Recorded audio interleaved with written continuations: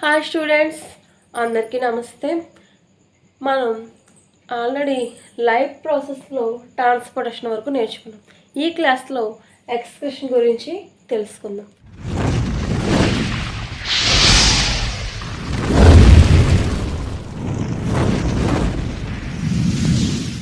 Photosynthesis ప్రాసెస్లో కానీ అలాగే రెస్పిరేషన్ ప్రాసెస్లో కానీ ఆ బాడీలో రిలీజ్ అయిన హార్మ్ఫుల్ సబ్స్టెన్స్ అనేవి వేస్ట్ ఏవైతే ఉన్నాయో అవి గ్యాసెస్ రూపంలో బయటికి రిలీజ్ అవుతాయి. ఓకే, అంటే మనకి రెస్పిరేషన్లోని ఏమి రిలీజ్ అవుతాయి? ఎండింగ్కి వచ్చేసరికి CO2 అని రిలీజ్ అవుతుంది. ఇది గ్యాస్ స్టేజ్లో బయటికి మనం రిలీజ్ చేస్తాం. అలాగే ఫోటోసింథసిస్ ప్రాసెస్.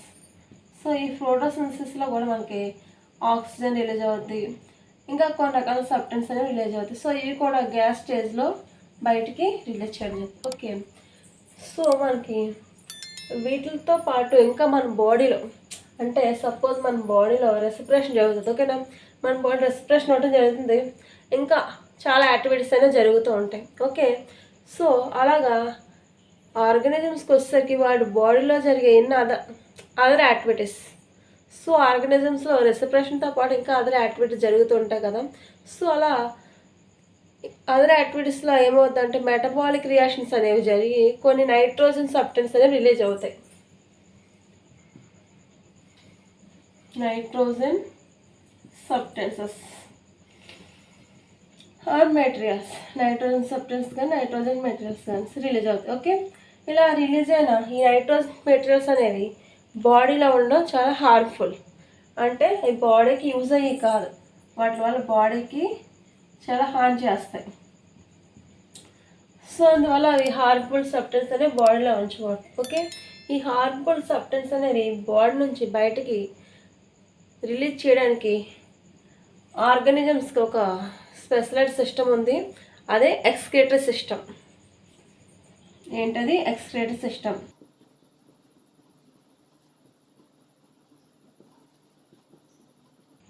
ఓకే, సో మరి ఎక్స్క్రిషన్ అంటే ఏంటి?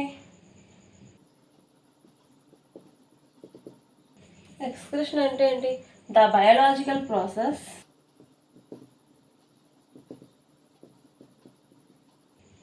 involved in the removal of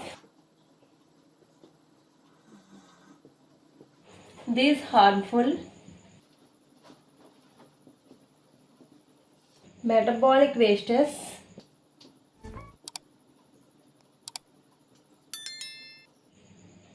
from the body is called excretion.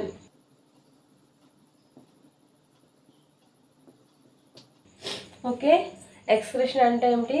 The biological process involved in the removal of these harmful metabolic wastes from the body is called excretion. So excretion అంటే ఏంటి? మన బాడీలో release అయిన harmful substance ఏవైతే ఉన్నాయో అవి బాడీకి బయటికి పంపించాలి. ఓకే, సో అలా పంపించడానికి మనం ఏమంటున్నాం? ఎక్స్క్రిషన్. ఓకే, మరి ఎక్స్క్రిషన్ అనేది అన్న ఆర్గానిజమ్స్లో ఒకేలా ఉంటుందా? అన్ని ఆర్గానిజమ్స్లోనే ఒకేలా ఉండదు, అది ఆర్గానిజమ్స్ బట్టి డిఫరెంట్గా ఉంటుంది. ఓకే, ఫర్ ఎగ్జాంపుల్ మన single cell organisms,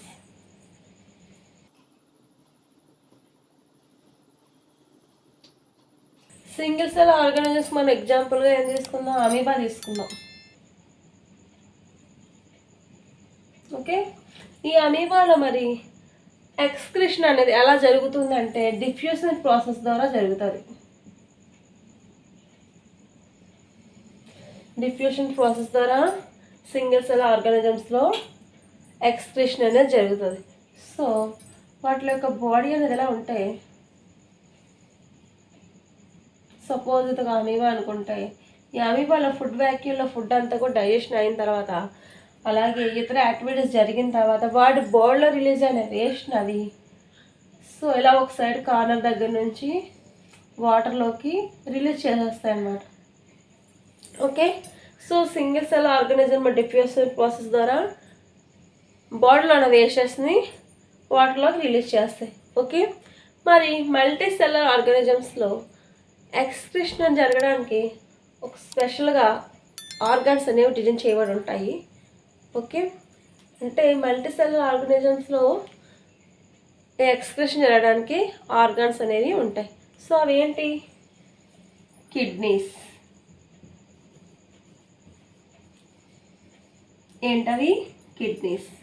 so kidneys అనేవి మల్టీసెల్ ఆర్గానిజమ్స్లో ఎక్స్క్రెషన్ జరగడానికి యూజ్ అవుతాయి. ఓకే, ఇప్పుడు మనం హ్యూమన్స్లో జరిగే ఎక్స్క్రెషన్ గురించి తెలుసు. ఓకే, చూడండి, మన బాడీలో ఎక్స్క్రెషన్ చేయడానికి ఒక స్పెషల్గా ఒక సిస్టమ్ అనేది ఉందని చెప్పాను కదా. సో అదే ఎక్స్క్రేటివ్ సిస్టమ్. సో ఈ ఎక్స్క్రేటివ్ సిస్టంలో ఏ పార్ట్స్ ఉన్నాయంటే చూడండి, 1 pair ఆఫ్ కిడ్నీస్ ఉన్నాయి. ఓకే, నెక్స్ట్ అలాగే 1 pair of uterus.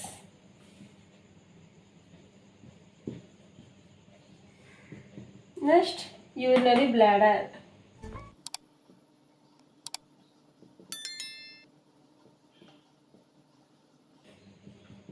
Next urethra. So okay, మన ఎక్స్క్రెటివ్ సిస్టంలో ఏ పార్ట్స్ ఉన్నాయి? 1 pair ఆఫ్ కిడ్నీస్, అలాగే 1 pair ఆఫ్ యూరేట్రా, అలాగే యూరినరీ బ్లాడర్, అలాగే యూరేత్రా. ఓకే, ఈ పార్ట్స్ మన ఎక్స్క్రెటివ్ సిస్టంలో ఉన్నాయి. సో మనం ఇప్పుడు కిడ్నీస్ గురించి తెలుసుకుందాం. Okay, first one kidneys. So kidneys మనకి ఎక్కడ ఉంటాయి అంటే అబ్డామిన్ క్యావిటీలో ఉంటాయి. అబ్డామిన్ క్యావిటీలో మన బ్యాక్ బోన్కి బోత్ సైడ్స్ ఉంటాయి. ఓకే, మన బ్యాక్ బోన్ ఉంటే మన బ్యాక్ బోన్కి 2 పక్కల ఈ కిడ్నీస్ అనేవి ఉంటాయి. ఓకే, ఈ కిడ్నీస్లో మనకి లెఫ్ట్ కిడ్నీ కంటే రైట్ కిడ్నీ అనేది కొద్దిగా డౌన్కి ఉంటుంది. రైట్ కిడ్నీ ఎలా ఉంటుంది? లెఫ్ట్ కిడ్నీ కంటే కొద్దిగా డౌన్కి ఉంటుంది. ఓకే, మెయిన్గా మనకి యూరేషన్ అనేది ఎక్కడ ఫిల్టర్ అదే మన బాడీలో వేస్టెస్ అనేవి ఎక్కడ ఫిల్టర్ అవుతాయి అంటే ఈ కిడ్నీస్లో ఫిల్టరేషన్ జరుగుతుంది. ఓకే, ఫిల్టరేషన్ అనేది ఎక్కడ జరుగుతుంది? ఈ కిడ్నీస్లో జరుగుతుంది. ఓకే, నెక్స్ట్ మనకి కిడ్నీ చూస్తే మన కిడ్నీ అనేది ఏ కలర్లో ఉంటుందంటే రాడిష్ బ్రౌన్. ఏ కలర్? రాడిష్ బ్రౌన్ కలర్లో ఉంటుంది కిడ్నీ అనేది. ఓకే, షేప్ వచ్చి ఏ షేప్లో ఉంటుంది kidney? Been shape.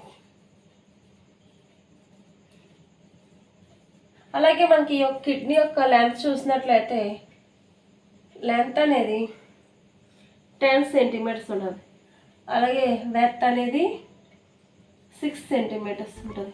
Okay, kidney యొక్క సైజ్ అనేది మనిషి యొక్క వెయిట్ని బట్టి, మనిషి యొక్క ఏజ్ని బట్టి మారుతూ ఉంటుంది.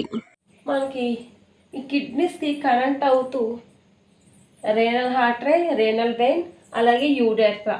సో ఈ 3 పార్ట్స్ కూడా మనకి ఇక్కడ కిడ్నీకి కనెక్ట్ అయి ఉన్నాయి.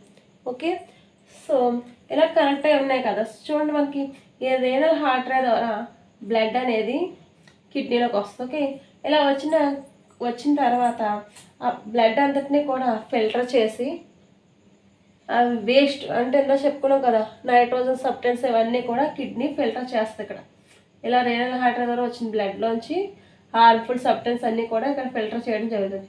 ఇలా ఫిల్టర్ చేసిన తర్వాత మిగిలిన బ్లడ్ని మళ్ళీ ఈ రేనల్ వెయిన్ ద్వారా బాడీకి పంపిస్తుంది, అంటే హార్ట్కి పంపించేస్తుంది. ఓకే, ఇక్కడ ఏవైతే మనకి హార్మ్ఫుల్ సబ్స్టెన్స్ ఏవైతే ఫిల్టర్ చేసిందో సో అలా ఫిల్టర్ చేసిన ఆ వేస్ట్ సబ్స్టెన్స్ అన్నింటినీ కూడా యూరేత్రా ద్వారా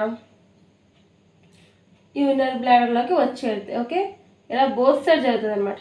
సో ఇలా బోత్ సైడ్ నుంచి ఇందులోకి మనకి వేస్టెస్, సో హార్మ్ఫుల్ సబ్స్టెన్స్ ఏవైతే ఉన్నాయో అవి ఇక్కడికి వచ్చేది. సో మనకి యూరినరీ బ్లాడర్ ఎప్పుడైతే ఫిల్ అయిపోతుందో, ఫిల్ అయిన తర్వాత అది యూరిన్ ద్వారా బయటికి పాస్ చేయడం జరుగుతుంది. ఓకే, ఇది కిడ్నీస్ చేసే పని. ఓకే, మరి ఈ కిడ్నీలో ఇన్నర్ సైడ్ ఎలా ఉంది, అసలు ఏ పార్ట్స్ ఉన్నాయి, అక్కడ యూరిన్ అనేది ఎలా ఫామ్ అవుతుంది, దీని గురించి మనం నెక్స్ట్ క్లాస్లో డిస్కస్ చేద్దాం. ఓకే.